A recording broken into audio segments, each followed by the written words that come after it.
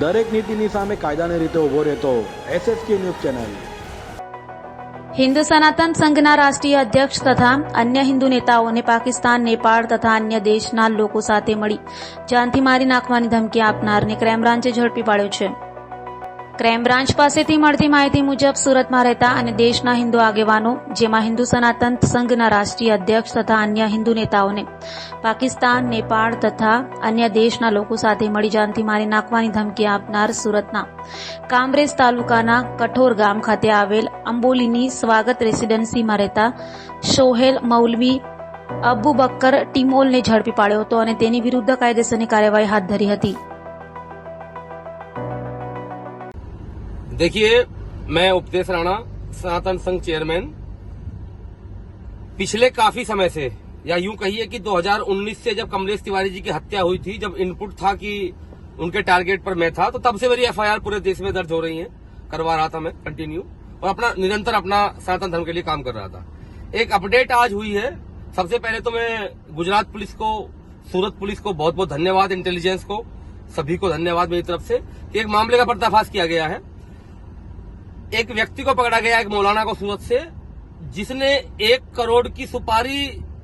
उपदेश राणा की देने की बात स्वीकारी है या उस प्रोसेस में था मामला, जिस षड्यंत्र को गुजरात पुलिस ने, सूरत पुलिस ने पूरी तरीके से फेल कर दिया है। आगे इसमें बहुत संभावनाएं हैं पूरी परत खुलने की। और अभी 1 महीने पहले गोडादरा पुलिस स्टेशन में मेरी FIR दर्ज हुई थी और मुझे RDX से लेके जो धमकी आती थी, RDX लेकर उड़ा देंगे, ISIS से बोल रहे हैं, हम यहां से बोल रहे हैं, कंटिन्यू मेरी 25-30 FIR दर्ज थी। तो मेरा बस यही कहना है कि कानून ने बहुत अच्छा काम किया और ऐसे लोगों पर लगाम लगाई जाए। जितना पूरा ग्रुप है, जहां के ये पूरा इनकी अटैचमेंट है, जिनके पूरे इनके संबंध है, सब बाहर निकाले जाए और इनके टारगेट पर कौन कौन और लोग थे और किस तरीके से ये अंजाम देना चाहते थे, पूरी चीजें सामने आए। और ऐसे जो एक तरीके से मैं आतंकी कहूंगा इनको, इनकी जगह केवल जेल है। तो एक बार फिर मैं धन्यवाद देता हूं गुजरात पुलिस को, सूरत पुलिस को बहुत बहुत धन्यवाद। આજે સુરતમાંથી ક્રાઇમ બ્રાન્ચની ટીમે એક આરોપી જેના નામ આપણા મૂળ રહેવાસી કામરેજ તાલુકાના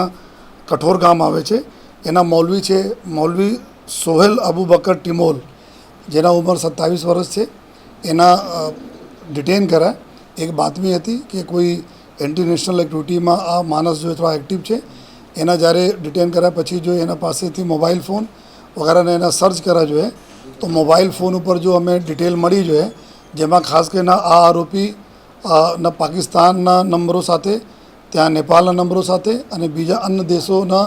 નંબરો સાથે આ વર્ચ્યુઅલ નંબર સાથે જો લાઓસ દેશના એક નંબર મેળવીને એના સાથે આ કનેક્ટેડ હતા જોઈએ, જેમાં ખાસ કરીને એના ટાર્ગેટ તરીકે જો હિન્દુ સનાતન સંઘના રાષ્ટ્રીય અધ્યક્ષ જો આપણા સુરતમાં રહે છે ઉપદેશ રાણા, એના મારવા માટે જો એના પૂરા એના પ્લાનિંગ અને એના માટે જો 1 કરોડ રૂપિયા આપવા માટે જો આ જો વ્યવસ્થા કરવા માટે આમાં પૂરી જો ચેટિંગ છે એની કે અમે 1 કરોડ રૂપિયા આપીશ એના મારવા માટે અને વેપન પિસ્ટલ મંગાવવા માટે જો પાકિસ્તાનના જો એના હેન્ડલર છે એના સાથે જો એની બાતચીત, આ બધા એના અમે પુરાવા મળ્યા। અને ફર્ધર જો એ જ્યારે પૂરા અમે લોકો ખંગાલા જો અને જોયા મોબાઈલમાં, તો મોબાઈલમાં ઘણી બધી એવી ડિટેલો મળી જોઈએ કે જેમાં આ લોકો આ ઉપદેશ રાણાના આપણા વર્ચ્યુઅલ નંબર ઉપર જો ગ્રુપમાં એડ કરીને આ બધા પાકિસ્તાનના હેન્ડલર, નેપાળના હેન્ડલર અને એના વર્ચ્યુઅલ લાઓસના હેન્ડલર નંબર સાથે જો એના ગ્રુપમાં લઈને એના જાન से મારી નાખવાની ધમકી આપવાના બી આ કૃત્ય કરેલા છે એવું પણ એમાંથી આપણે એને પ્રૂફ મળ્યા। અને સાથોસાથ કે આપણા જે રીતે કમલેશ તિવારીના મર્ડર યુપીમાં થયા હતા, આ જ રીતે તમારા સાથે બી થશે જોઈએ, આ પ્રકારની ધમકીઓ એમને આપવામાં આવી। અને સાથોસાથ જો એના ગ્રુપમાંથી અમુક જો અમે લોકોને ફોટોગ્રાફ્સ અને નામો મળ્યા, જેમાં નુપુર શર્માના છે જોઈએ અને સુદર્શન ચેનલના એડિટર ઇન ચીફ છે મિસ્ટર સુરેશ ચૌહાણજી છે એના છે જોઈએ અને હૈદરાબાદની હિન્દુવાદી આપણા MLA છે રાજા સિંહજી જોઈએ। આ બધા લોકોને બી નામ અને પ્લાનિંગ કે એના બી ધમકી આપીને એના બી ટાર્ગેટ કરવાની જોઈએ, કઈ રીતે કરીએ જો આ બધા બી ચેટિંગો આમાં એના સાથે મળ્યા છે અને કોલ્સને બી ડિટેલ મળ્યા છે જો આ રીતે જો કોલ કરતા હોય છે। તો આ ડિટેલ પછી જો આ જો કઠોર ગામનો વતની છે,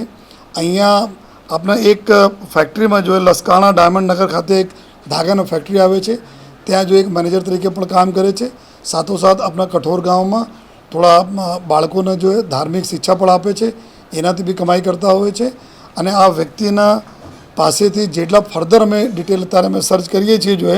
અને એના જો કેટલા લોકોના આ જો ટાર્ગેટ કરતા હતા અને એવું પણ સ્પેસિફિક બતાવે છે કે આપણા એક ટાર્ગેટ આપણા ગુજરાતમાં છે જેના તાત્કાલિક આપણા કરવાની જરૂર છે. તો આ દિશામાં અને સાથોસાથ જેટલા બી ફર્ધર આ લોકો ગ્રુપમાં માણસો છે, કેટલા લોકોને ધમકી આપેલ છે, ધમકી આપવાના પ્રયત્નો કરી રહ્યા છે, આ તમામ અમે લોકો એના ચકાસણી તરફ ચાલુ છે. અને એના ઘણા બધા જો ધાર્મિક લાગણી દુભાય આ પ્રકારના બી ઘણી બધી ફોટાઓ, ઘણી બધી કમેન્ટ્સ બી એના મોબાઈલમાંથી મળેલા છે. એના હિસાબથી જો ફેક ડોક્યુમેન્ટ્સ બનાવીને મોબાઈલ નંબર લીધા અને પછી વોટ્સએપ બિઝનેસ ચાલુ કરીને વર્ચ્યુઅલ નંબર ઉપર કોલ કરે, એના લઈને જો અમે લોકો ક્રાઇમ બ્રાન્ચમાં ગુનાઓ દાખલ કરે છે, જેમાં અત્યારે એના ધરપકડ કરવામાં આવી છે. અને ફર્ધર જો રિમાન્ડ પછી આગળના કાર્યવાહી કરવા માટે કે આ લોકોને બીજા કોણ છે અને કેટલા ઓર બીજા લીડર્સને આ લોકો ટાર્ગેટ કરવાના હતા, આ દિશામાં જો તપાસ થવાની છે. દરેક નીતિની સામે કાયદાની રીતે ઊભો રહેતો SSK ન્યૂઝ ચેનલ